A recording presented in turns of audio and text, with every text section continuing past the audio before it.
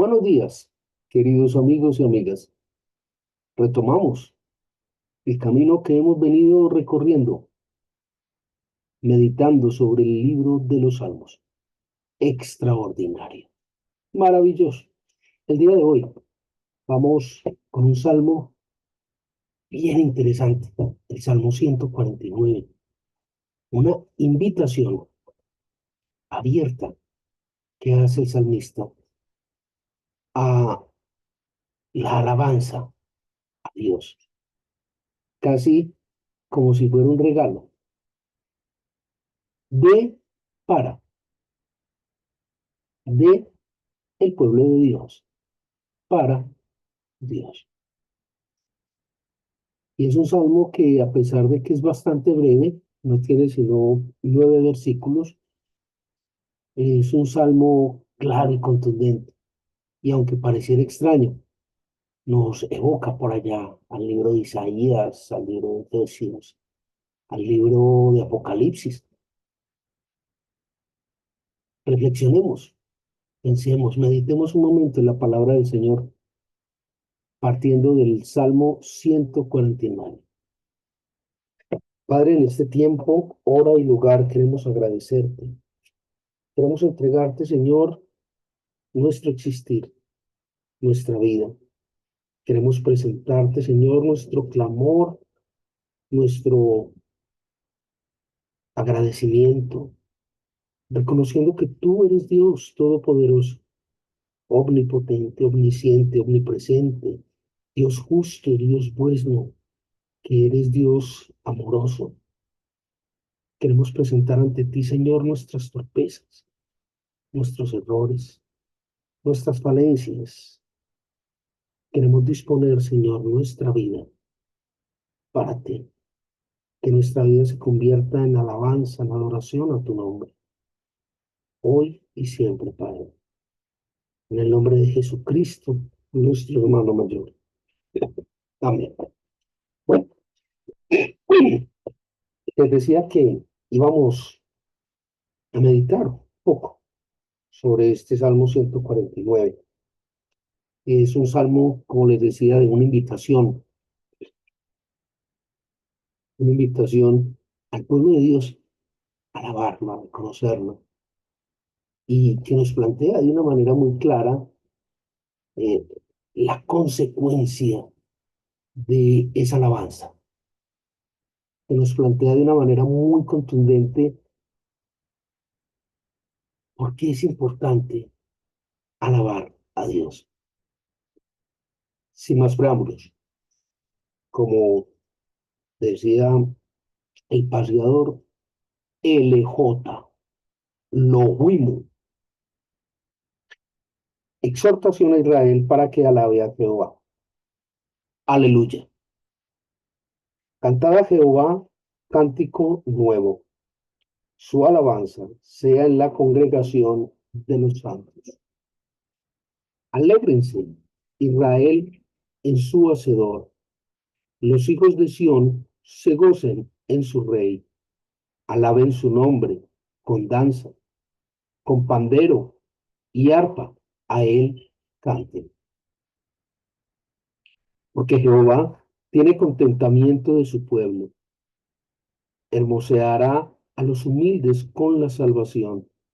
Regocíjense los santos por su gloria y canten aún sobre sus camas.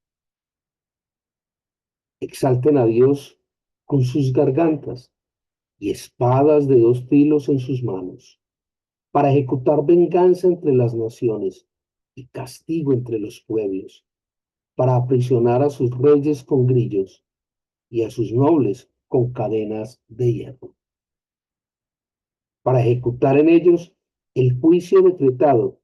Gloria será esto para sus santos. Aleluya. Poco fuerte, ¿no? Espada, venganza. Wow. Esto a primera impresión, a primera instancia, podría pensar uno que Lo que básicamente dice allí es, si usted quiere alabar a Dios, agarre a bibliazos a todo el que se le encuentre. Ah, ahí dice, vea, ahí dice. Ah. Pero realmente el Salmo es un poco más fuerte que eso, pero no tan violento como parece. Reflexionemos un poco sobre este Salmo. Es bien interesante cómo desde el versículo 1 se empiezan a plantear unos elementos que son transversales para la fe del creyente. Desde el mismo versículo 1 cuando nos dice un cántico nuevo, lo que nos está diciendo es básicamente algo muy similar a lo que nos dice Mateo, y es, deje de hacer repeticiones, que cada vez su alabanza a Dios sea renovada, cada vez es una alabanza nueva, porque cada vez hay motivos para alabar y glorificar a Dios. No es una repetidera, no es una vana repetidera para que se vuelva monótono. No, las alabanzas a Dios deben ser renovadas, deben ser nuevas cada día. Y a renglón seguido establece allí en el mismo versículo 1 que en la congregación de los santos sea la alabanza. Qué tremendo. ¿Por qué? Porque si usted dice creer en Dios, dice amar a Dios, eso tiene que tener como consecuencia su alabanza para Dios. Usted debe alabar y reconocer a Dios. ¿Qué mejor manera que a través de la alabanza y la adoración? Si usted dice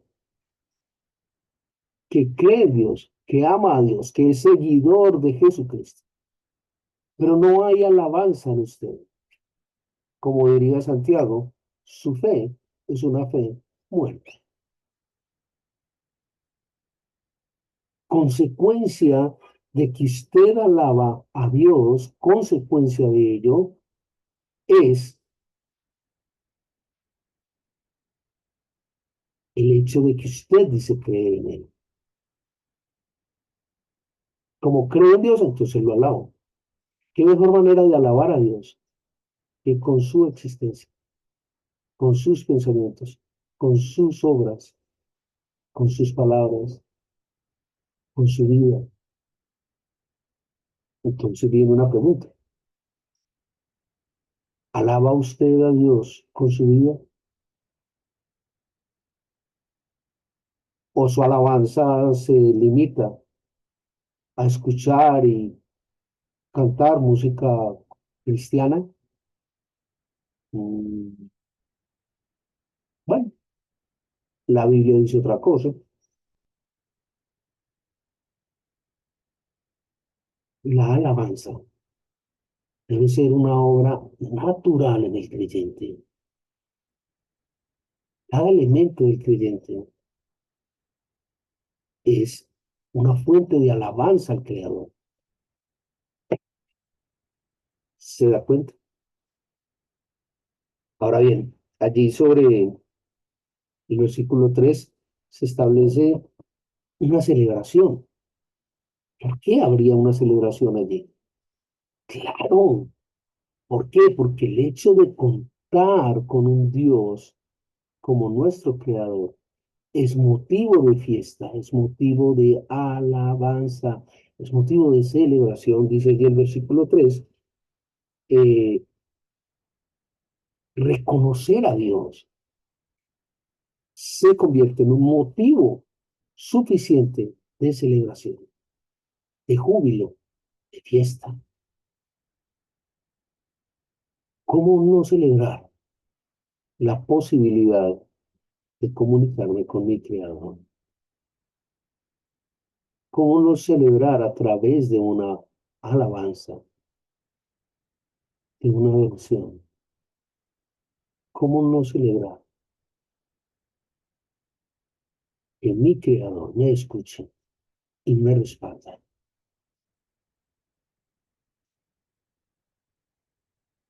Establece allí más adelante que Dios se complace. Dice, Dios tiene contentamiento en su pueblo que lo alaba. ¿Y qué recibe el pueblo a cambio de eso? Salvación. ¿Se da cuenta? Ve la hilaridad de las cosas. Dios se complace en su pueblo que lo alaba. Su pueblo será salvo. Dice el versículo cuarto, porque Jehová tiene contentamiento en su pueblo, hermoseará a los humildes con la salvación. Tremendo, tremendo. Vuelve a salir la pregunta, ¿cómo alaba usted a Dios? ¿Cuánto tiempo al día dedica usted a alabar a Dios? ¿Cuánto? Continúa allá en el versículo 5 con un elemento muy importante. Y ese elemento es que la alabanza debe ser en todo tiempo y en todo lugar. El Salmo lo establece de una manera muy sutil, cuando dice en sus camas. El creyente deberá alabar en sus camas. Dice, regocíjense los santos por su gloria y canten aún sobre sus camas. En todo tiempo, en todo lugar. ¿Cómo hacer para alabar a Dios en todo tiempo y en todo lugar? Si estamos ocupados, si estamos pendientes de otros asuntos, ¿cómo podríamos hacerlo? Simple, haga de sus otros asuntos, haga de sus ocupaciones una alabanza a Dios. No es cierto, simple, simple, no es fácil. Ay, ¿cómo hago eso? Porque es que yo como me tengo ocupado, ya se van, ay. Conozca la palabra de Dios, estudie la palabra de Dios y eso le va a mostrar cómo hacer de su cotidianidad una alabanza a Dios. ¿Lo ven? Simple, elemental, muy sencillo, ¿verdad? Muy bien. Del versículo 6 al versículo 9, ahí es cuando cae el palo y mata al hombre. ¿Por qué? Porque todos estos tres versículos, 6, 7, 8, 9, cuatro versículos, simplemente es la utilización, es emplear al creyente como instrumento de Dios. Y recuerde que leíamos por allá al principio en uno de los salmos que Dios no utiliza instrumentos impuros. ¿Recuerda?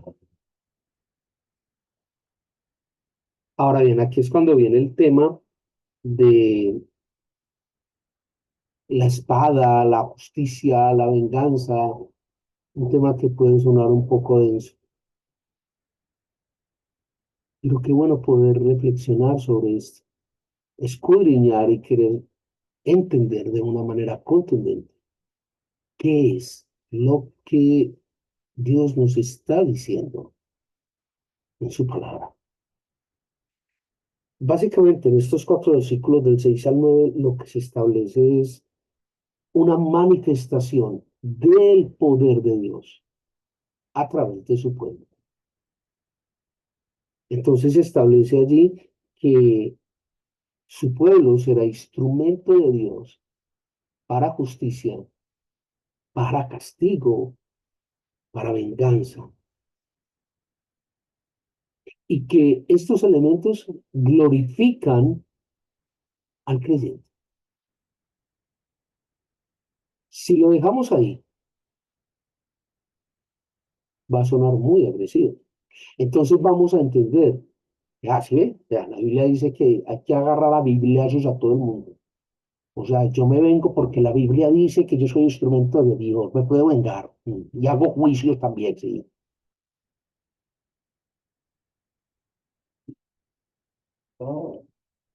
Y si vamos más allá, y si no miramos solo esto, sino el contexto bíblico, nos damos cuenta de que quizás no es eso lo que está diciendo la palabra, y no es una interpretación.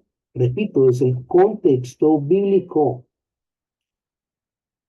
es entender qué es lo que dice la Biblia. Si cogemos este solo pedazo, si sacamos todo el contexto y cogemos solo los versículos del 6 al 9 del Salmo 149, entonces sí, sí, eso es lo que dice. Pero ¿y qué dice el resto de la palabra? Hacer eso, cuando nosotros sacamos un elemento de su contexto, se convierte en un pretexto y empezamos a hacer daños. Las cosas tienen que estar enmarcadas en un contexto, y el contexto bíblico a través de los 66 libros, a través de sus 40 autores, a través de los 2000 años, a través de los 4 idiomas, 3 idiomas, el contexto bíblico es el mismo. Sacar esto para utilizarlo como pretexto es tan absurdo como establecer que el homosexualismo es bueno a los ojos de Dios, porque la Biblia dice, amaos los unos a los otros. Pero realmente, ¿cuál es el contexto en el que se mueve? Si miramos el resto de la palabra de Dios establece que la homosexualidad es un pecado y es una falta grave a los ojos de Dios. Entonces no podemos sacar ese pedacito para justificar algo que no dice la Biblia. Aquí ocurre igual, es exactamente igual. Miremos cuál es el contexto. Este elemento del Salmo 149, estos últimos 4 versículos, 6, 7, 8 y 9 del Salmo 149, pareciera ser, pareciera ser toda una continuación del Salmo 148, el que revisábamos en nuestra reflexión próxima anterior. Pareciera que fuera el mismo hilo dentro del tema de la alabanza y de la adoración. Asimismo, evoca de una manera muy clara y muy contundente los capítulos 4 y 5 del libro de Apocalipsis, libro que ya revisamos, libro que ya evaluamos, libro sobre el cual hicimos todo un seminario. Entonces, cuando nosotros miramos ese contexto del capítulo 4 y 5 que establece el libro de Apocalipsis, y miramos eso dentro del contexto de los versículos 6 al 9 del Salmo 149, la cosa empieza a cambiar. Ya el contexto no es agarrar a todo el mundo a bibliazos, ya el contexto es diferente. Y eso no aplicaría para este momento histórico. ¿Por qué? Aplicaría en un momento futuro. No dentro del tiempo de la gracia, cuando acaba el tiempo de la gracia, establece la Biblia, vendrá el tiempo del juicio. Ahora bien, alguien podrá y establecerá que eso es como muy forzada su explicación. Ahí no dices. Ok, ok. ¿Qué tal si vamos al libro de Isaías? A Isaías 61. Y miramos todo el proceso de la restauración de Israel.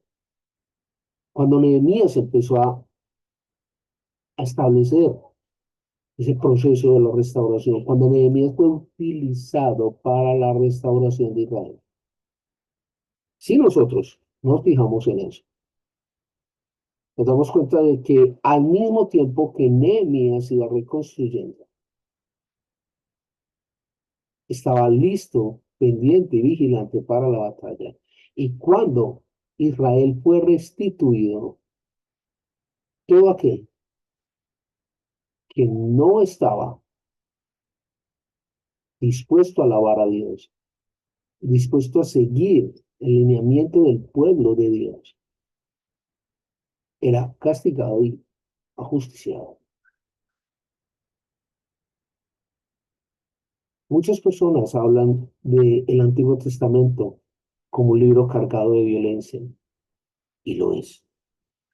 Mucha gente, inclusive torpemente, establece, no, es que el Dios del Antiguo Testamento era un Dios justiciero, vengador, guerrero, asesino. No, no, no, una cosa muy horrible. A mí me gusta el del Nuevo Testamento, que es amor. Eh, es el mismo Dios. Sí, es el mismo. ¿Recuerda el tema de los atributos de Dios? Tema sobre el que hemos hecho énfasis permanentemente en este ministerio. Uno de los atributos de Dios más importantes es que Dios es justo. Y otro de los atributos de Dios más importantes es que Dios es amor. Recuerde las palabras de Juan 3:16, porque de tal manera amó Dios al mundo, entregó a su Hijo unigénito, para que todo aquel que en él creyera no muriera, sino que tenga vida eterna. Eso es una muestra de amor. Ahora bien, esto nos lleva a ese intríngulis de que si usted no está bajo el pacto de Cristo y la obra de Cristo, usted está bajo la justicia, bajo la ley, y será reo de juicio y reo de muerte y reo de condenación. Escrito está. Ahora bien, para seguir caminando en el tema del contexto, recordemos lo que establece el libro de Efesios, la epístola de Pablo a los Efesios, allí en el capítulo 6, cuando habla claramente que la espada del creyente es la palabra de Dios. Así las cosas, ya ese planteamiento que teníamos de la venganza, la justicia por mano propia, el agarrar a todo el mundo a bibliazos para que crea por la buena o por las malas, al de tomar retaliaciones contra aquel que no cree, cambia completamente, cambia. Y como este marco de contexto que acabamos de mirar muy someramente, hay muchos más. La palabra dice que cuando los apóstoles iban a un lugar a llevar la palabra de Dios y no eran recibidos o no eran bien recibidos, la instrucción era muy sencilla. Sacude el polvo de las sandalias y vete de ese lugar. No dejes tu bendición allí.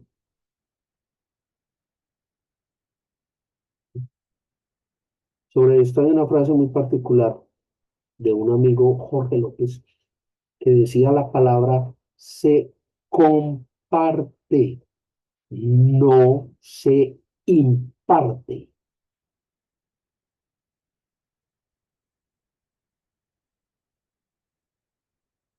Y si su referente es la Biblia, y si usted se fija con algún detenimiento, ¿qué es lo que realmente dice?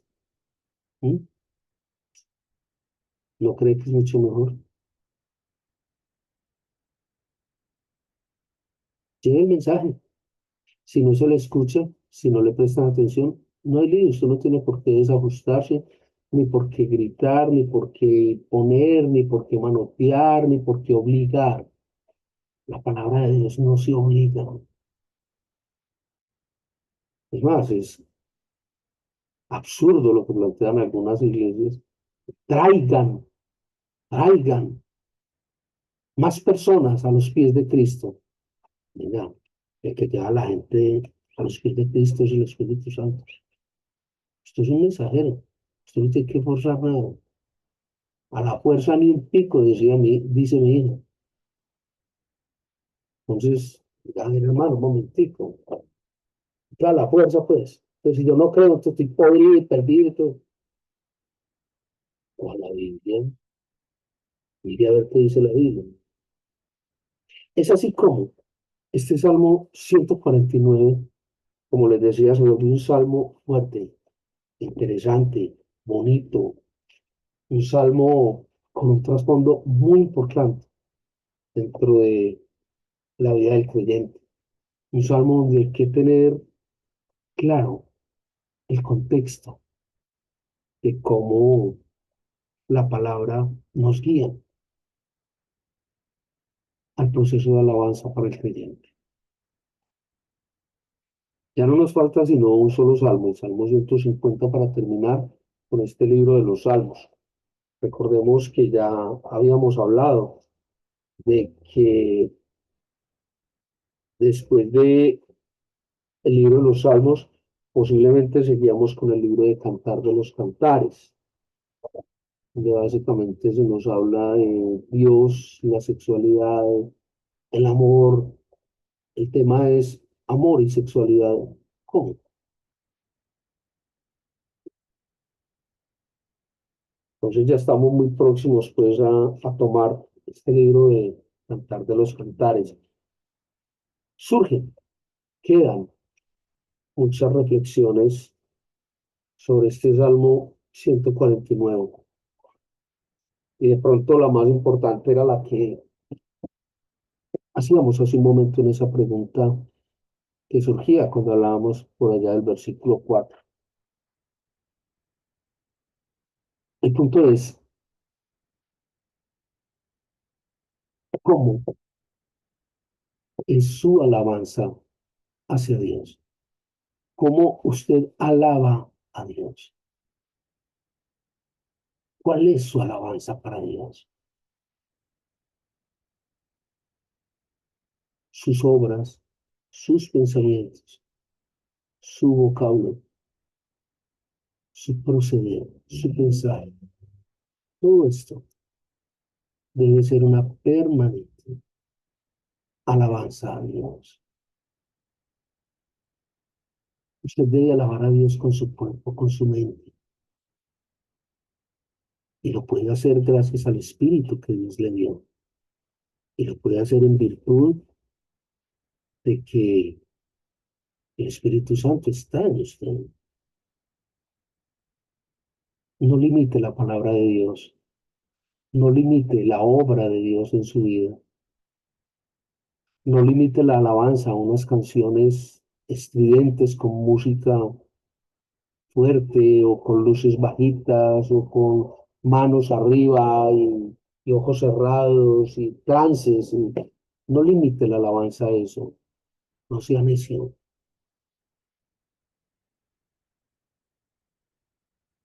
Hágase acreedor a la salvación de Cristo. Alabe a Dios, pero no lo limite a eso. Alabe a Dios con su cuerpo, con sus pensamientos, con su boca, para que pueda ser usado como instrumento de Dios para llevar el mensaje.